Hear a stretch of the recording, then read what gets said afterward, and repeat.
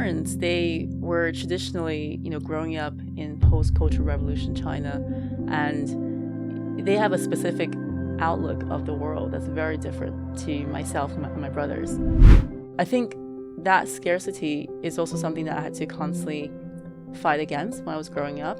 That scarcity was the reason why I constantly felt like I wasn't measuring up, and that also contributed obviously to a lot of sometimes maybe even burnout or mental health. I think that's when that self-awareness really kicked in terms of thinking, is this really what I want for my life? Is this where I want to be? I realized that finance, it wasn't really ticking off all the different boxes I had in my head in terms of how make me happy as a career. At the same time, I didn't know what else I was passionate about. So this is where I really kind of had to do a bit of soul searching.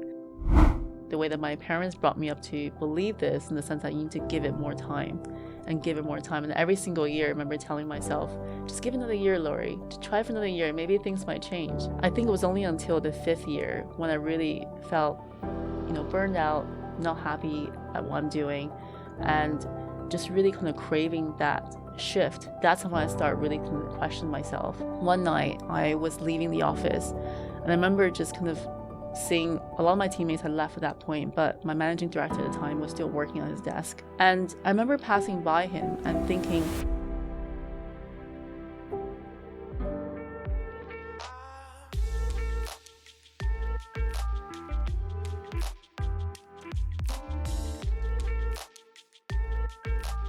Laurie, welcome to the show. Thanks for having me. Really great to be here. Thank you for being here. So I have a habit, I would say a bad habit, where I go through and list out all of the guest achievements for them, which is nice for them to hear, but it also kind of leaves them flustered, like, wow, you've set a really high expectation now for the rest of the episode. So I'm going to start firstly by asking, how are you? I'm good. Doing good today. Beautiful sun shining London. Loving it. So it's probably one of the few ones we had for a while. And that's it's one of those questions where I think with how are you, it's especially when you're in an audience where people don't know your character from before. I think there's so much that can be interpreted of how people answer to the question, because it gives the other person the answer like free rein to kind of express whatever they're thinking, right? So it always reminds me of when I worked in banking. I worked in a German bank, right. And when I would, this was my first role, and when I would speak to the German colleagues, there was especially one guy called Reinhard, great, really intelligent guy. He would pick up the phone or he would ring me and he'd be like, this is back in the days before Microsoft Teams. He would say, how are you? And I'd be like, I'm fine, thanks. How are you? And then he would actually tell me how he was. He would go into a long description of, I had an argument with my wife this morning, or I had a really great weekend because my son and daughter came to visit and we did a barbecue. And in the beginning, it always used to not freak me out, but I'm like, I was taken back by someone actually telling me how they are. Because the British way, and it'd be interesting to know what the American way is, but the British way is really just to quickly say, fine, thanks, without even, subconsciously, your natural gut reaction is just to say, fine, thanks, and then move on. Yeah. And then you actually get some cultures where they actually tell you how they are because you have just asked them, how are you actually doing? Right, exactly, because they're expecting you to take all that essentially input in from where they are. So I think Americans very similar in a way to the UK, where just kind of, I'm good, how are you kind of thing. It's more like a friendly gesture. Yeah, it's like an avoid the, almost like a small talk avoidance, where it's a gap filler in order to then move on to the reason why I'm calling you is to discuss X, Y, Z. And I think, the way that we are progressing as a society, like with WhatsApp, with Instagram and things like this, where people are calling less, when people do call, it's almost like you also expect that they're calling me because they want something rather than to just have a chat to see how I'm doing. Yeah, exactly. I think some of the biggest questions people usually ask when you call them is like, what's going on? Yeah. How's it going? What's wrong? Yeah. No, I just want to chat. I just want to have a conversation. How are you doing? So and nowadays we just always text, and I feel like people are leaving that art of conversation off the table. Yeah. And that's kind of a bit sad, I think. I wish that this coming back a bit more, especially the younger kids these days, to actually learn how to have a rapport and conversation on the phone with people. It's quite valuable. Yeah, exactly. Yeah. And so, talking on that point of how things have changed over generations, what can you tell me about the background of your previous generations and their story, and ultimately how that's led you to where you are today? So my parents, they were traditionally, growing up in post-cultural revolution China, and they have a specific outlook of the world that's very different to myself and my brothers. And purely because the time they grew up in was a time of poverty, as you might recall. During that period, a lot of, I suppose, uncertainty in the economy. And they had a sense of, how you should live your future life, in the sense that have a very stable income, having a stable job, and that's going to give you a good life into the future. And that's all they wanted for their kids.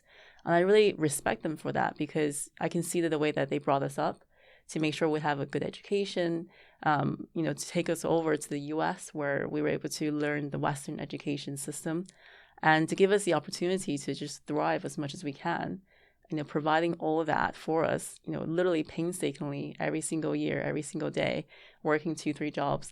And that's the way that they were brought up, and the way that they actually lived.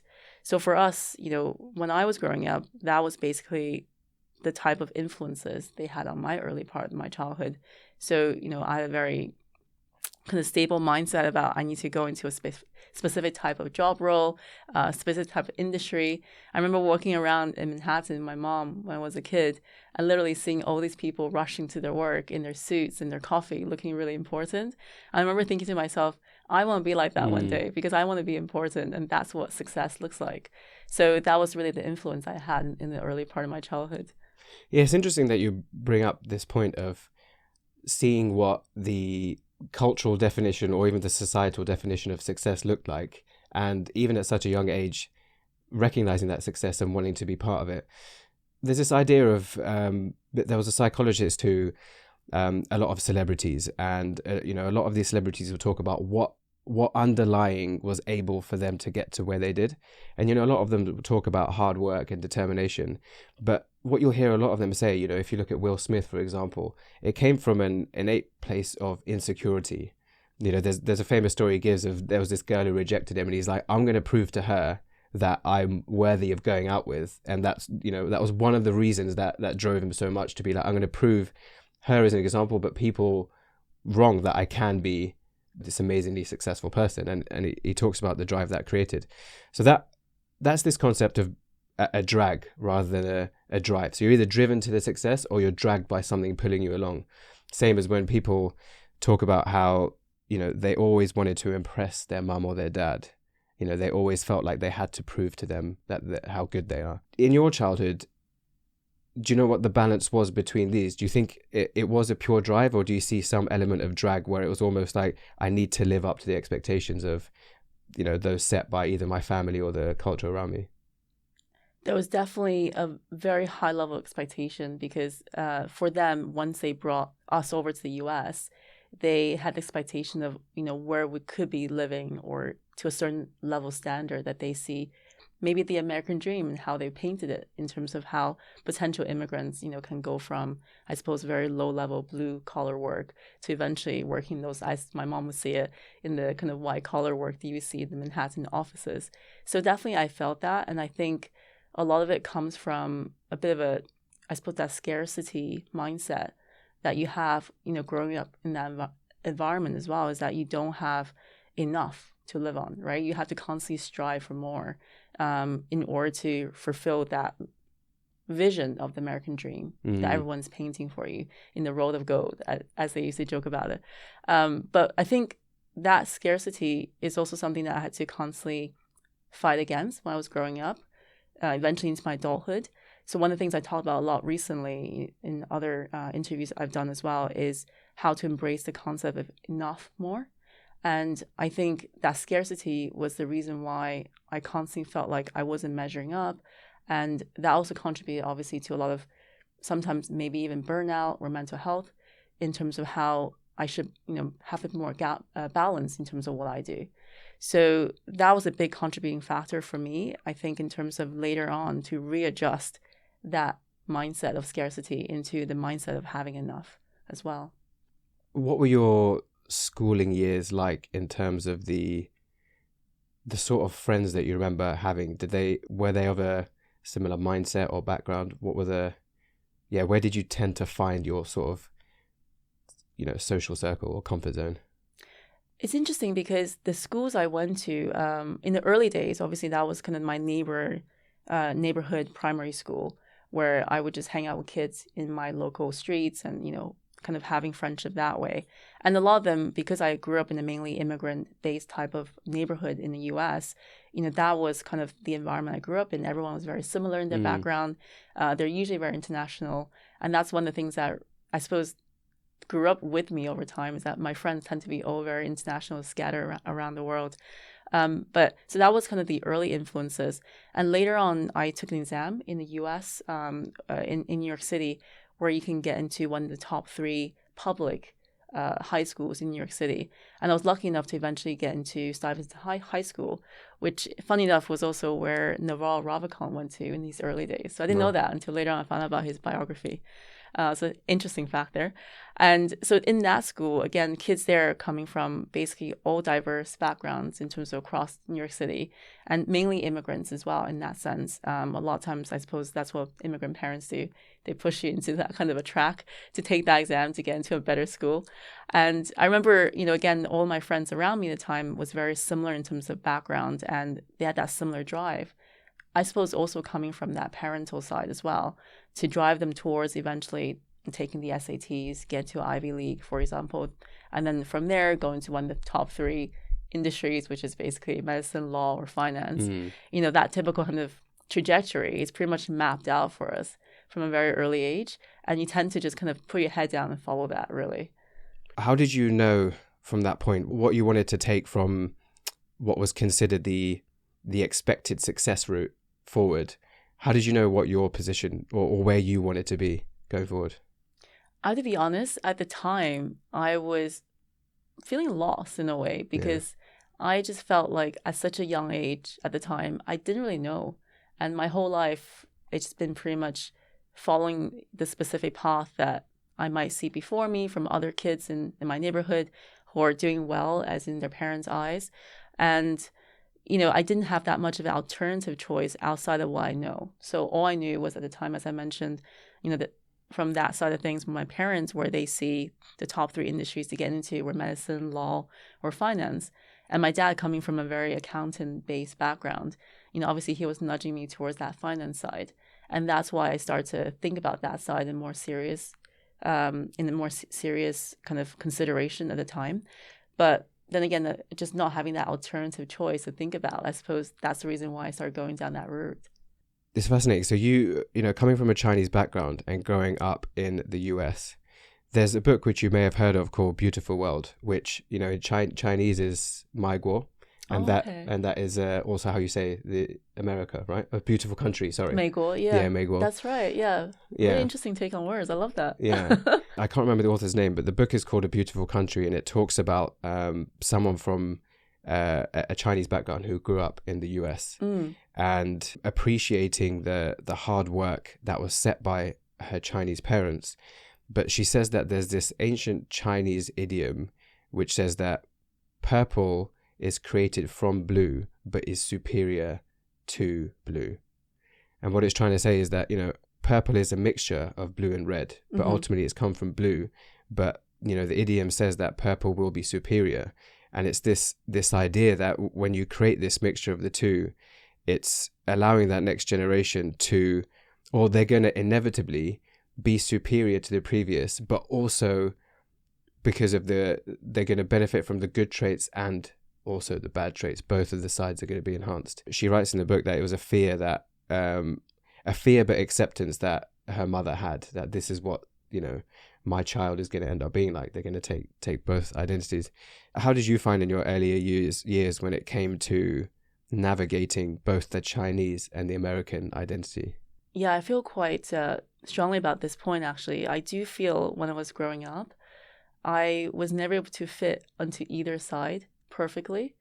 And that bugged me a lot in the early days. I remember, going back to China to visit my grandparents and more family members, uncles and aunts. And you can tell in the streets when you're walking around, we're talking to vendors in the shops, or even just talking to your own family member, that you're seen differently because the fact that they see that you look Chinese, but they can tell from a mile away that you're not raised here and you have a different way of being. And not being judgmental in any way, but I suppose they just see you as different to what a native grown Chinese person would be. And on the other side, being the States, growing up, being in my neighborhood, luckily I was in a very heavily immigrant-centric neighborhood. So I didn't feel that out of place, let's say in a school system, for example, because you go in, there's kids in my area from all different kind of backgrounds, different countries. So that was really comforting.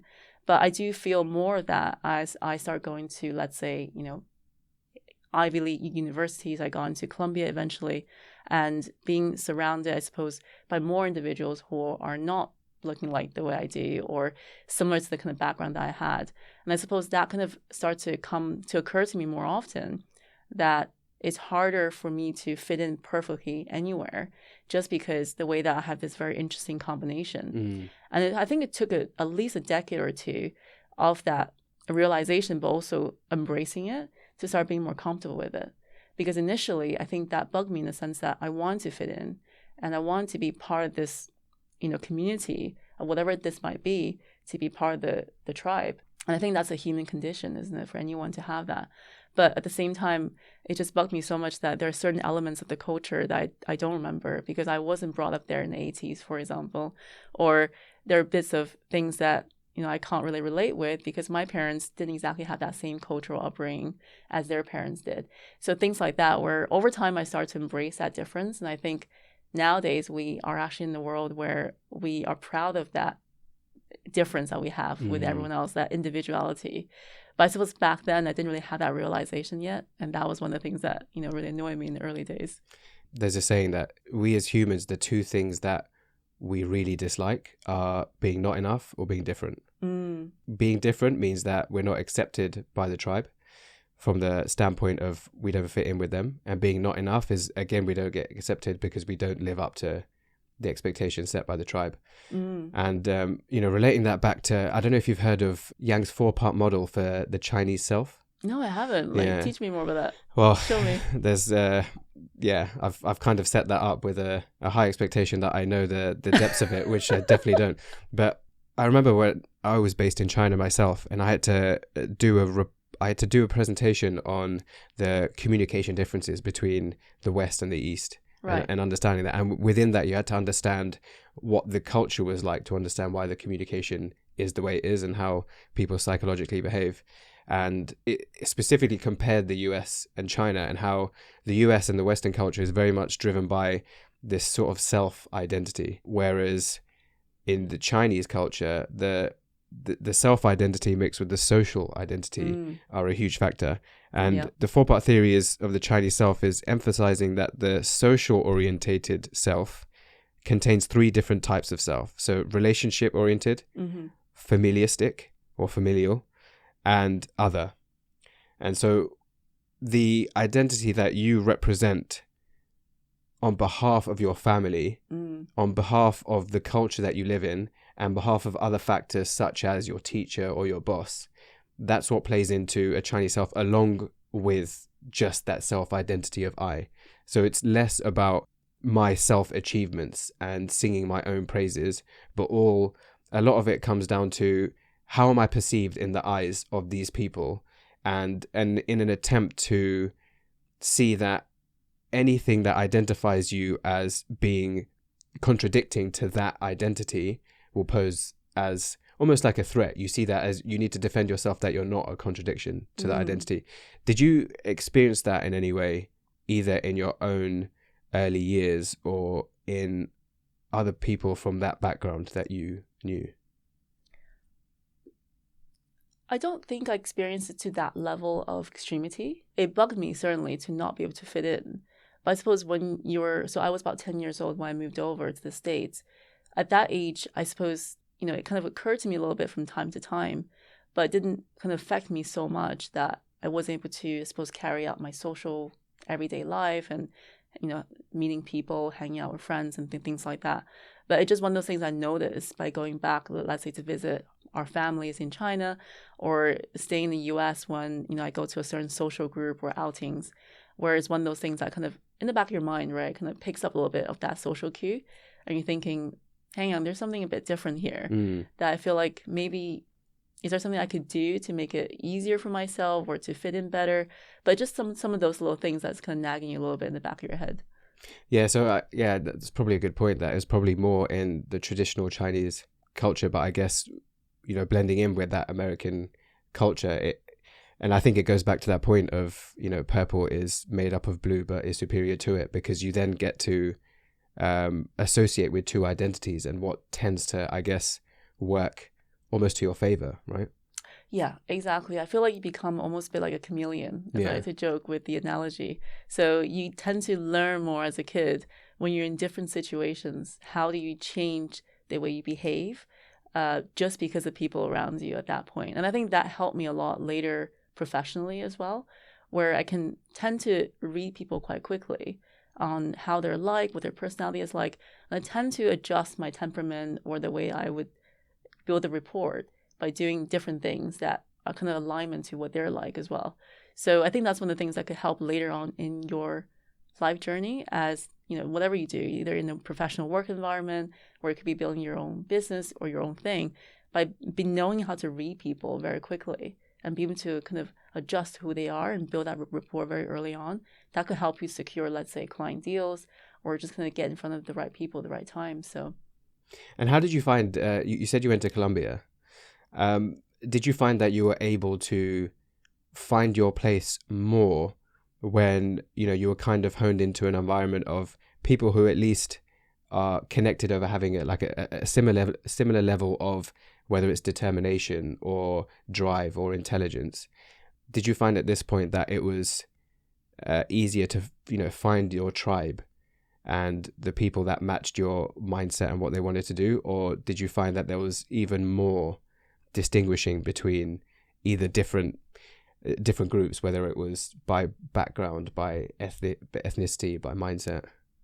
I do feel by university days, especially at Columbia, it's a lot more open in terms of who you want to be friends with. It's all based on kind of your passion points and things that you want to pursue.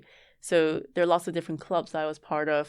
So that was really helpful to meet people from all different backgrounds. And Columbia is really good for that, I think. And one of the really interesting one, for example, I joined a Korean drum troupe during my days at Columbia, where I'm not Korean, but I just thought the actual activity sounded really interesting. One day I was coming out of the dining hall. I just hear this massive drumming in the background. And I went in to have a peek. And literally in this Korean drum troupe, it was probably about maybe 30% Korean for actually playing, and the other 70% was really made up of all different kind of ethnicities. And I like that about it, because we're all pursuing one unified goal of doing a great performance, but at the same time, you know, we don't have to actually share the cultural background of whatever that instrument was. But I love that about that. So yeah, so I think because of that at Columbia, I really thrived in it, in the sense that I was meeting people from all different backgrounds, learning about their life journey. And, you know, it goes from someone who could be from, let's say, a very humble beginning like myself, from an immigrant background, up to someone who maybe is, you know, really kind of high-ranking official's daughter or son. But all that doesn't matter once you're in a classroom. I feel that everyone strips that layer off and you become yourself, right? And in front of your friends as well, no one talks about your background as much, whereas more about kind of what we're looking to pursue as our next level dream or ambition after we graduate. So there's this book called Passing for Perfect, which is by Erin Q Nin. Definitely might have I need to add all this to my reading slightly list. butchered. This is brilliant. But this is it gives extreme examples of where college students specifically were driven to extreme lengths in order to make sure that they at least represented what is called their model minority. So from their minority background, what was expected of them. And, you know, it gives a couple of examples, like there was Asia Kim, who pretended to be a Stanford freshman, but never was, in order to hide it from their parents. And Jennifer Pan, who hired a hitman to kill her parents when they found out she never received a high school diploma. Oh my gosh. Now, obviously, these are really extreme examples of the lengths that certain college students were going to in order to hide their real identity from what was expected of them by either their parents or, again, the minority that they represented.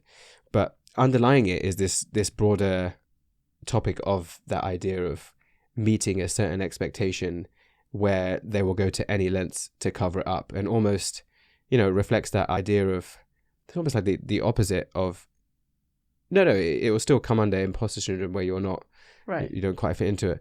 Do you still see this as a pressure for where, you're now taking both the Chinese and the American identity and for the next generation of people like that, where they still feel they may need to live up to this model minority? I mean, I'm thinking about this now from my perspective of my own daughter, for example. So she was born purely, into a very, I suppose, westernized household, because Simon and I, my husband, he is pretty much a Western brought up, you kind of, I suppose I call him a banana, as you would say, British born Chinese. And I myself grew up the majority of my formidable years in the US. I suppose she has pretty much no recollection of that, I suppose the Asian side of her lineage in a way. So it'd be interesting to see how she grows up with this kind of background, but also at the same time still having that sort of expectation, from the grandparents level, where my parents might be expecting certain way of her being. So for example, one of the things that they really, really were passionate about is that she needs to speak Chinese. And the fact that I haven't taught her any at this point, they think that that's almost like a crime, right? So things like that, where I feel that a little bit of the pressure from the parents' side, at least on my side anyway, who care more about this kind of stuff, they want her to remember that part of her past, or I guess the part that she was born into, that she wouldn't have surrounding herself with, which is unfortunate. But at the same time, I think it makes a really interesting growth journey for her. Like, does she want to pursue that part of her past? Does she want to go back and see maybe where her ancestors once lived, right? So things like that, I'm going to give her the freedom to explore that.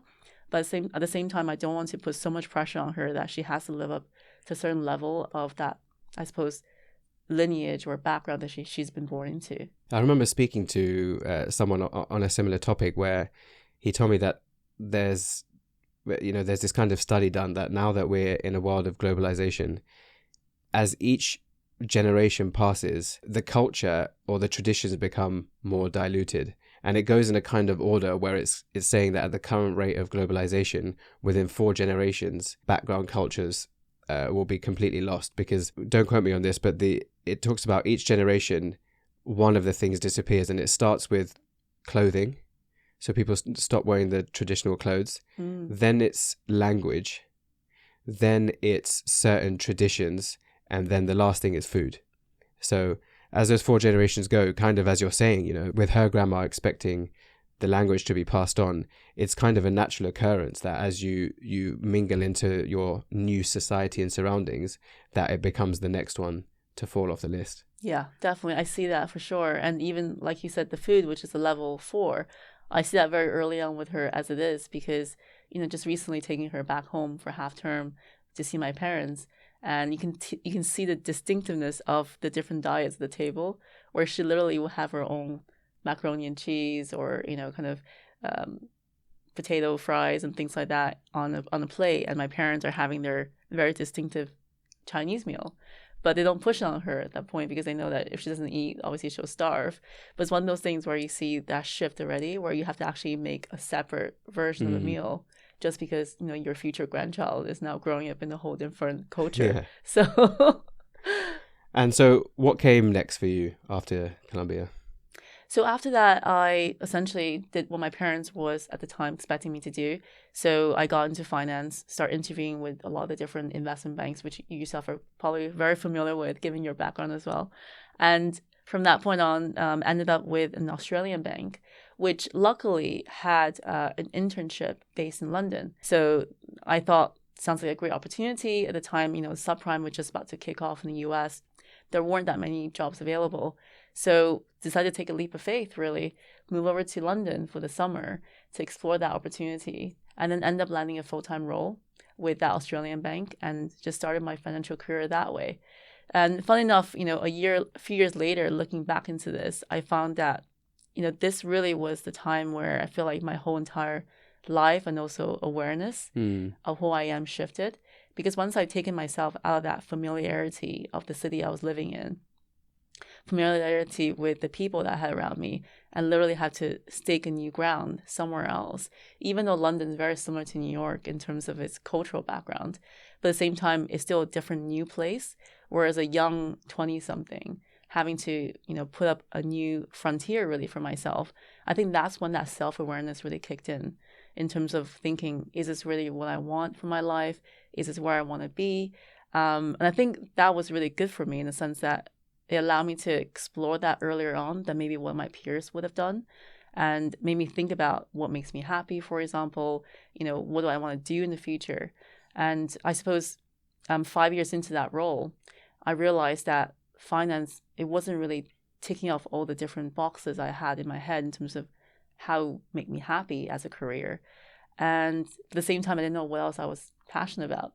So this is where I really kind of had to do a bit of soul searching, and took me a few years to eventually get into what I do now, which is digital marketing, and really helping businesses and individuals to learn how the psychology and the strategy behind how to make people, really click, sign up, and also eventually buy. So when you started feeling that stage of, this is not what is giving me that sense of fulfillment that I want, how did you begin to make that adjustment and find what it was that would give you that sense of purpose? Yeah, so one of the things I really didn't like in the early stages of actually exploring this is there are a lot of advice out there, online, or maybe when you read books about how you need to find your passion. There's this thing out there called passion, to go find it.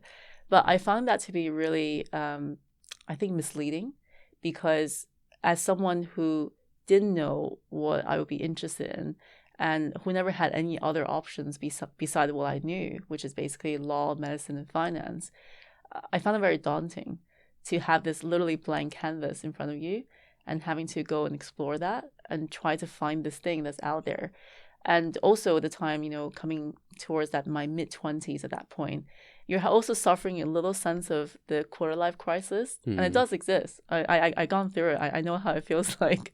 It wasn't very nice, where you have this sense of doom that I'm approaching my 30, and yet all my friends are literally zooming right past me, but I don't really know what I want to do. And I'm this lost child, really. And I think that really kind of brought me back into thinking, okay, if I don't know what my passion is, I don't know what I want to do, how about if I just start going out to just meet people and meet people from different backgrounds? So I saw at the time on, I think it was on Facebook or Instagram, it must be Facebook, where a friend of mine was posting about his new project at his digital agency that he was working at in New York. And I looked at that, I was thinking, this is a different area I never thought about. Like, it's a different career path.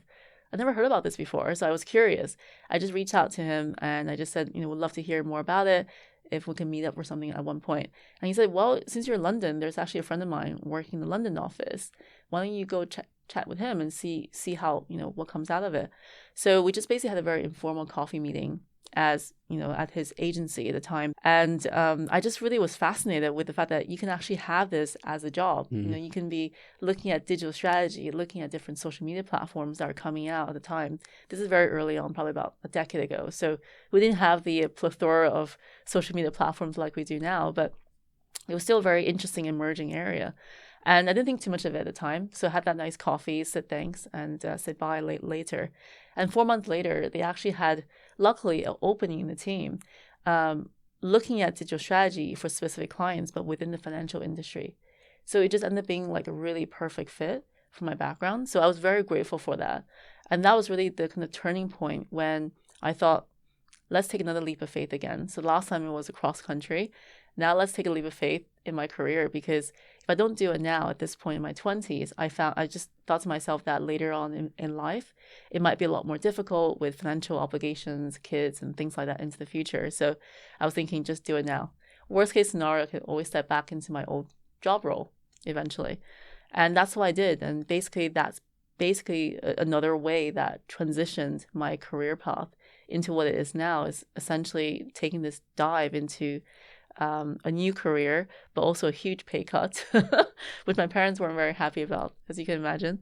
But at the same time, it made me happier, I think, as an individual, to be able to learn new things, to be on top of these changes in the digital industry. I think that's really what brought the passion out of me, is the fact that I was finally doing something that was different on a daily basis. And I realized what wasn't right for me was that I was in an industry before where things are always done the way they've always been done, Mm-hmm. and it becomes repetitive for me. And as my own personality, in terms of alignment with that, it was more aligned with something like this, where things were constantly evolving. And I think that made me a lot more excited to kickstart every day doing that. You said that when you were working in banking, it took you around 5 years to kind of make this shift. Mm-hmm. What do you think was the reason that it took so long to eventually do it? I think that comes back into the expectation of our parents again, especially in my own background, because I just thought with anything in life, the way that my parents brought me up to believe this, in the sense that you need to give it more time and give it more time. And every single year, I remember telling myself, just give another year, Laurie, to try for another year. Maybe things might change. And I think it was only until the 5th year when I really felt, burned out, not happy at what I'm doing, and just really kind of craving that shift in terms of living a different kind of career. That's when I started really kind of questioning myself and thought maybe this time. The other part was also because one night I was leaving the office, and I remember just kind of seeing a lot of my teammates had left at that point, but my managing director at the time was still working on his desk. And, he's quite senior up in terms of what he does. And he obviously has a lot of financial obligations that you need to fulfill, like you would do with with kids in private school, with probably a mortgage on the house and things like that.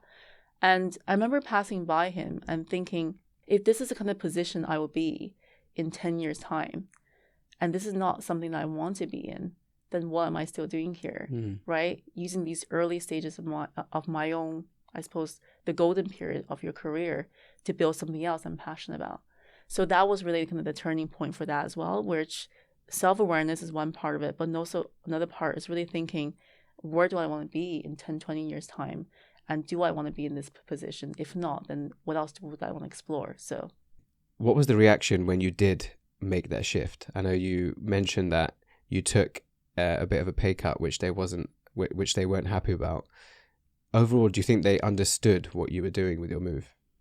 At the time, probably not. You know how a lot of times with parents, they really start to only realize the successes or the benefits of a certain change until you show them a concrete evidence of it. So at the time, they couldn't see that straight away, and I appreciate that. I think knowing my parents and knowing how they really had this expectation of how we should live, they probably thought that I was taking a very risky choice, and risk in their eyes is not good. And kudos to them about that, because obviously they grew up in a period when risk and uncertainty, it would literally lead to life and death. Yeah.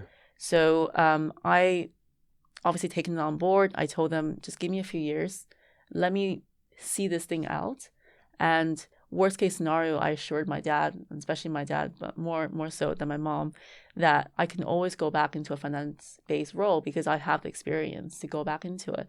But I want to just use this time, at least a couple of years or so, to really explore this, to kind of give my all, really, and to see where it goes. And I think the time he finally decided to just let me do my thing. And I think that's been very liberating in the sense that I was really appreciative of my dad stepping to the side now and just let me pursue that. But to this day, I still kind of joke about this, that they still don't know what I do, to be honest. I try my best to explain it, they still don't. Yeah, if it's not banking, doctor or lawyer, they're like, what else do people do nowadays? Yeah, like he still jokes that, you probably just scam people on the internet. Because to them, it's just this concept of online and digital. It's mind-boggling. It's a bit like this. Recently, there was an advert I saw from LinkedIn about B2B marketers, where the mom was saying, "My son sells clouds to other professionals," and he just says these clouds, they don't exist physically. You can't see them; they're invisible. But he just sells these clouds. That's what he does. So there you go, generational gap. Yeah, why do they want it to rain more? Yeah, I want to pick up on something really pertinent that you touched on, which is the idea that a lot of the risks that the previous generation had to take were almost closer to life or death.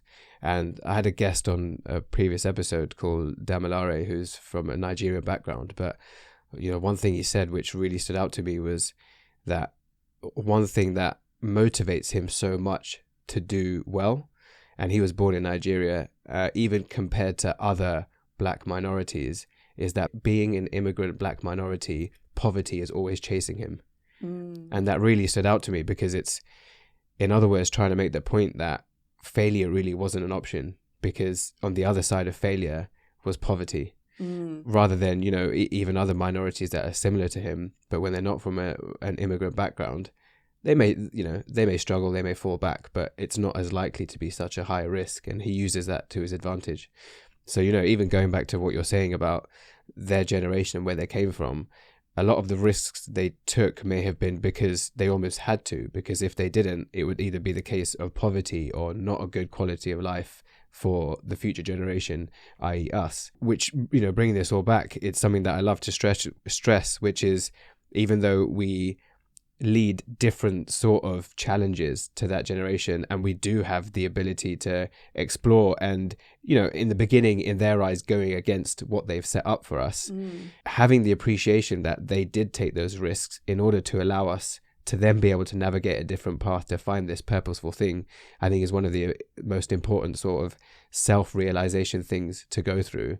That, it's not saying, oh, you don't understand us, why are you so not supportive to what I want to do, but to be like, I get what the things that you went through in order to present this. And it's sort of a gratefulness that you do also want to do well in taking your own risk to make their risk also justifiable.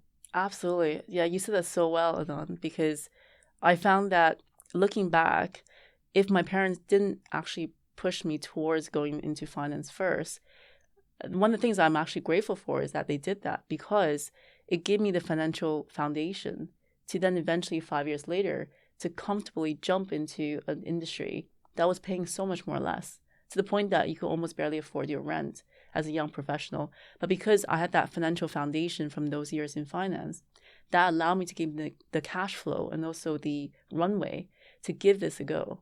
Because as someone coming out of the background that I was in, with heavy, university debt, paying back that as well for my salaries, there's no way I could have taken a job straight out of university doing advertising, for example, because they barely pay the junior team members. And it's still, the industry is very true today, in the sense that you need to have a secure financial backing from parents that can afford to put you there to be able to pursue that career path. So I think also a lot of times for a lot of immigrant based families and kids coming from that, there's a reason why they couldn't chose a lot of those creative based type of roles, because they needed to make that initial, foundation for themselves financially, because of the fact that we come from a very poverty driven type of background in a way, right?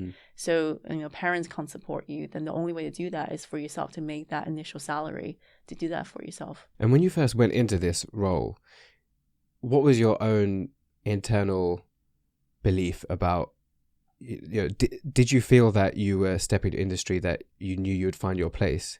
Or did you also have that initial self-doubt that, you're leaving behind what you know for a space that you find exciting but don't know? What was your own, sense of confidence and belief that you would be able to make it in this space? So there's two sides to it. The first side was essentially the doubt, like you said, about the whole entire new area, digital technology that I know nothing about, and marketing, which I didn't grow up in terms of in that degree. So I had a political science and economics degree. So it's very different in that sense. But on the other side, what I knew was that my benefit was the fact that I had about 5 years or so of client-facing experience. And I think that's valuable in any role in terms of especially dealing with very senior level management. So now, instead of talking to the CFOs, for example, I'm now talking to the CMOs of the companies. And that didn't faze me. And I think that's a very important trait, because as a young team member going to a meeting, being able to, I suppose, hold that conversation with someone much more senior than you and which much more experienced than you. I think that helped me a lot in that early stages. So even though I was learning the technical aspect of that industry and trying to do that in my own time, either taking, the online courses at night or just kind of asking lots of questions while I was there on the roll. On the other side is that at least I had that professionalism and also the experience of, carrying on your own conversations when you go into those meetings. And at least that helped me in that sense in the early days to be able to essentially help with my other junior members of the team who maybe had the technical knowledge, but not so much on the professional side. So we kind of worked together really well as a team that way. There's something that I'm really excited to touch on here. Now that you've stepped into this, new industry of digital and marketing, and one of the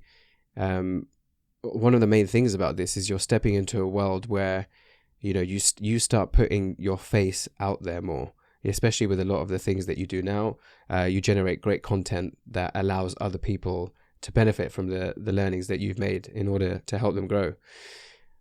It's, coming also from an Asian cultural background and having lived in China and seen what it's like there, in terms of one thing that I was always taught growing up was to kind of keep your head down and, work hard.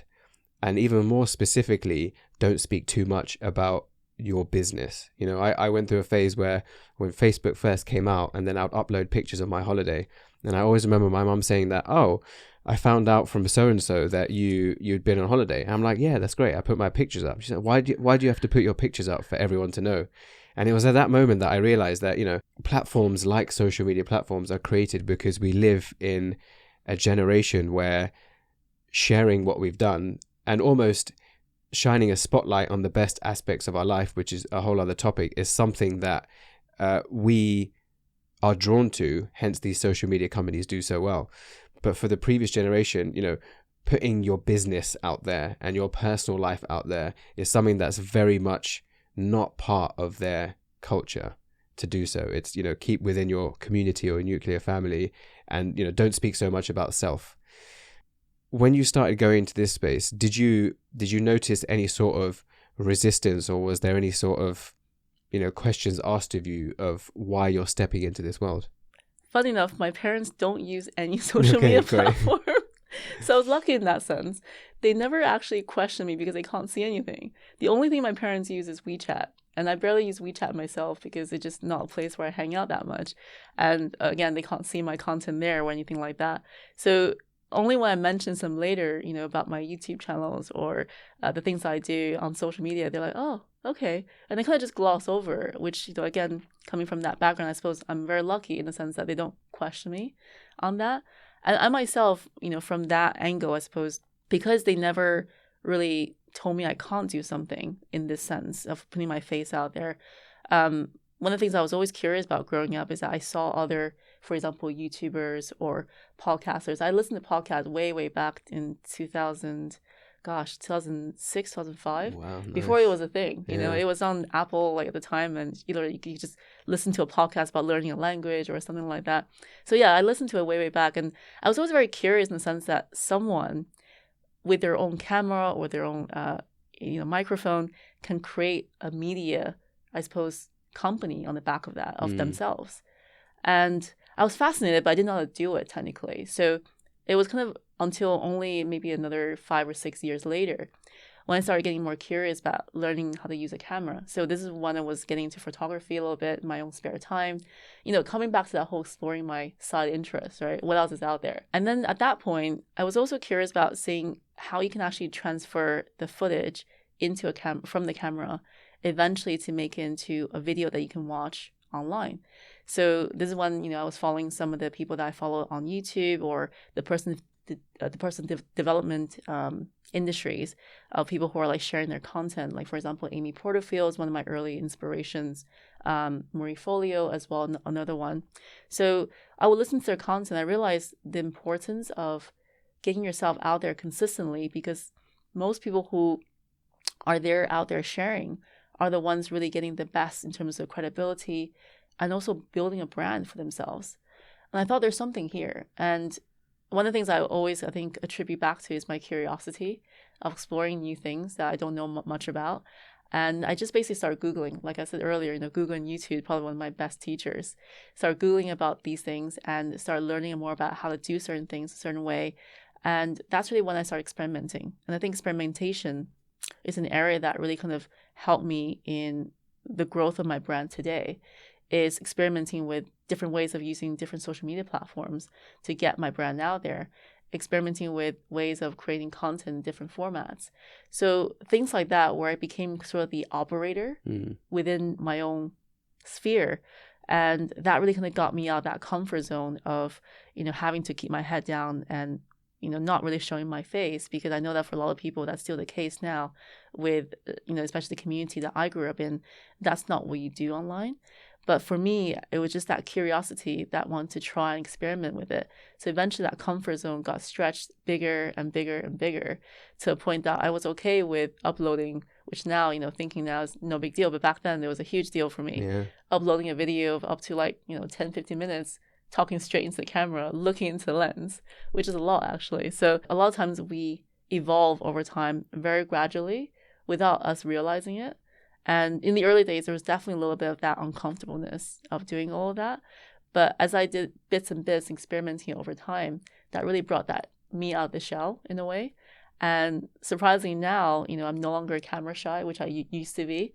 I'm still an introvert, but now on camera, I could sort of be an ambivert of some sort, of a little bit of everything. So there's one thing that I love to bring up, which is this idea of the amount that we really care about achieving something often comes down to the amount of pain that we're willing to endure in doing so. And resistance tolerance, I think, is something that some people just have a high tolerance for resistance anyway, just the same way as people have a high tolerance for pain threshold compared to other people. But I think underlying that, what really motivates people in what they do is how much psychological distress, that sounds quite extreme, but how much sort of that psychological pain you're willing to endure in order to achieve what you believe is worthwhile. So in this case, it's when you do first put yourself on camera, all of a sudden your mouth will go dry, you'll feel like very nervous, very sweaty, you start to think, who's going to listen to me, what if I suddenly start saying something really inappropriate or racist or something, or everything will go through your mind, because our human design is built to avoid those moments of physiological stress and self-doubt, because like many studies show that stress leads to disease and shortens your life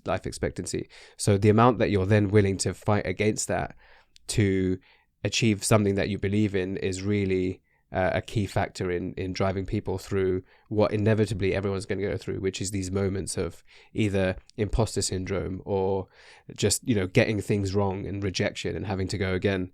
So for you, in everything that you're doing, what really is that underlying either purpose or self-fulfillment that you get, which is why you do what you do?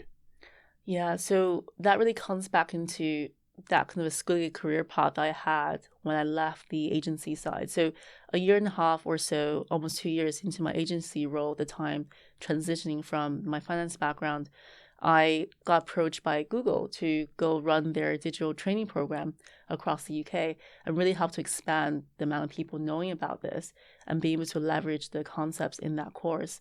So my job was really to come in on one side to simplify the content of digital marketing as a whole, because it sounds daunting, but really a lot of times it's just big jargons being thrown around. And a lot of smaller businesses and individuals who don't understand it are too afraid to take it on. And therefore, they're missing out on that growth opportunity on the back of using some of these strategies and channels. So I started rolling that program out across the UK and then really seeing the impact it had on individuals and businesses. And I realized at that point, this is something here that made me feel really good about what I'm doing, because I started seeing the tangible results on something. And I think coming back to looking into my previous careers and previous job roles, a lot of times when it didn't feel fulfilling, it's because I didn't feel personally tied to the successes of that project, for example, or seeing how people who have benefited from that in certain ways. Whereas doing this, it made me feel good in the sense that I was able to contribute based on what I know to help someone literally be able to build their one-man barbershop into several locations in Bristol, for example, where you can literally see that growth over time. And things like that, where it really kind of drove me to think, well, if this is what I feel good about doing, maybe after this project wraps up, I should think about doing something similar to this in my own capacity. And that's really what drove me eventually to build this digital marketing training company that I have today, because it really comes back into the principles of what makes me happy in driving me towards doing that for someone, but also being able to hopefully see the results in the people that I get to help as well. And that's what really makes me get up every morning being excited about it. And I just love it whenever 6 months later, someone reach out to me and say, Laurie, that workshop that you ran for us, helped me so much. And now I did this and this in my business. And now I've seen this growth because of it. So when I hear those stories, that's what really makes me come alive. I love that. And, I can see it in your energy when, I guess it's something that you get used to as you do it more. But in what you create, it really shows that there is an underlying willingness to want to just educate people and give them that platform to learn from you. So just to finish off, if there's someone listening who they can relate so much to your story that they've kind of been following a path where they've been meeting the expectations they've been set and they've been doing really well at it, but they're now starting to go through that same period of, is this really what I want for me? Is this really giving me any sense of what I thought it would? What would be the one piece of advice that you would give to them? I think instead of thinking, where is this ideal future path, what does it look like for you, maybe have a think about designing what your ideal daily rituals would be for yourself, or daily, path of life is. So basically thinking, if you were to get up in the morning, what would you like to do as the first start? Think about who would you like to meet during the day? How would your family be like around you? Would you be spending a lot of time with them, either at your place or, where you work? And all these different factors, they play into the ideal future that you can design for yourself. And I think it really comes back into intentionally design what that might look like, rather than trying to find something to fit the mold. Designing intentionally from that perspective will really help to cut down the amount of wastage, I suppose, with things that you might pursue that's not right for you. So think about what your ideal daily life would look like, and then design, I suppose, a career or a business, whatever you're building right now, around that to make it work for yourself as well. And don't forget your roots, because obviously those individuals that were in your previous lifetimes or, doing what you're doing previously, they were the ones that helped to build you up to be who you are today, eventually evolving to be the person that you're going to be tomorrow. But at the same time, thinking also about the kind of people you want to surround yourself to who are in that similar life path that you can share some of these pains and struggles with, right? So for myself, I have different communities I'm part of. From the parenting side, I have a mom's community. For the work side, I have an entrepreneur community I'm part of.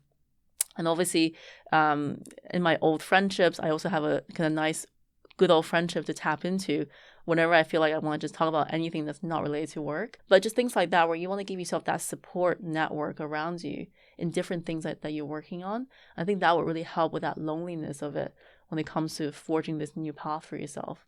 So you'd be surprised. There's always individuals out there who might be working on things similar to yourself. Just don't be afraid to reach out to them. Thank you. No worries. Thank you so much, Laurie. No, my pleasure. Thanks for having me. We have a closing tradition where I ask one bonus question. And I'm actually now trying to build a collection of this particular question for where it applies. The question is, if you had to leave a note for your daughter that once you're gone, she would open up and you would want her to live by that sentence, what would that sentence be?